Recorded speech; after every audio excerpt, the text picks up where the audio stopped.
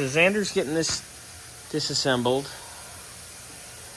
Last we left off, we saw Nick was having an issue with this thing not wanting to behave, which seems about right for this project. So we got that going.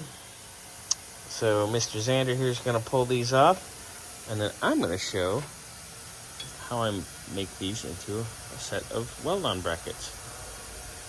Fun, fun. All right, get it apart, get them in the back. We'll handle it. Xander, what redneck trick did I teach you today? Air. Air and what else?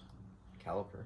Yes, you get a caliper, which these are the parking brake style. This is not, like this is like a front for like a Monte Carlo. But it's still a metric style GM caliper either way. So we take a $15 reman caliper from the parts store that nobody cares if you modify. You drill and tap it for quarter pipe so you can put air compressor fitting in. Hook up your air hose, and then you can locate your pads and your caliper where you want it. So now you see where your bracket lives, and then you can take your other bracket and put it in there, and you can proceed to weld that together. Now, if we would have ordered ones from a Circle Track supply place, this would be long enough. It would just go to the housing and you just go bloop and you're done. But no biggie. Easy peasy. We can make this work too. So, you're going to have brackets done soon, Curt. All right. Time to get the welder out.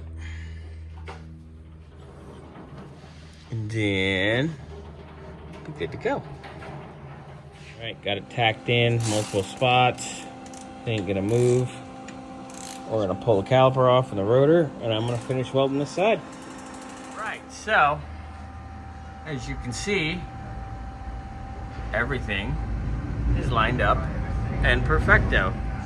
We don't have a 1/4 inch of pad hanging over the rotor anymore, and everything is where it's supposed to be. Now, I wish other people could actually do the job right, but it always ends up having to come here to get done right because other people don't know what they're doing. Shock. But there it is. Right, so Scotty was just over here and I showed him how I do this, and it blew his freaking mind.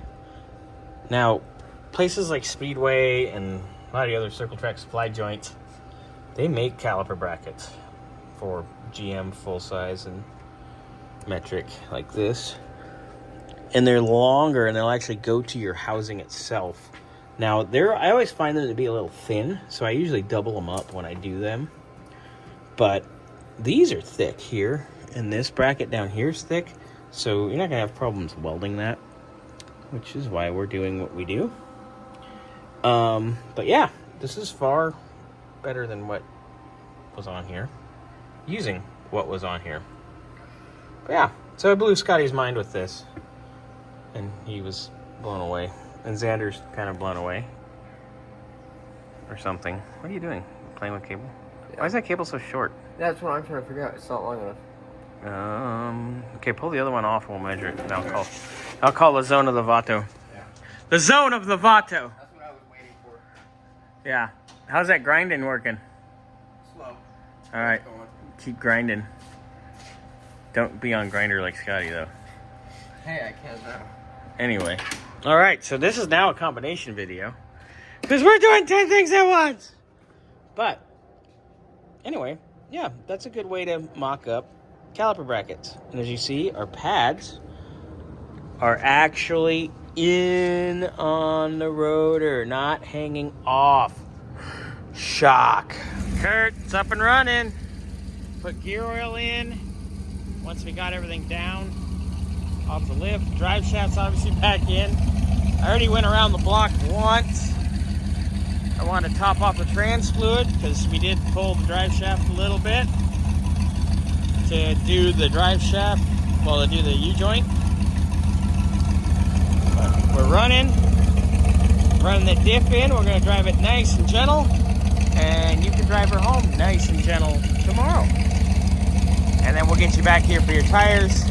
And there is a clunk up in the front suspension as well that we've discussed, obviously, so we need to handle that here a little later.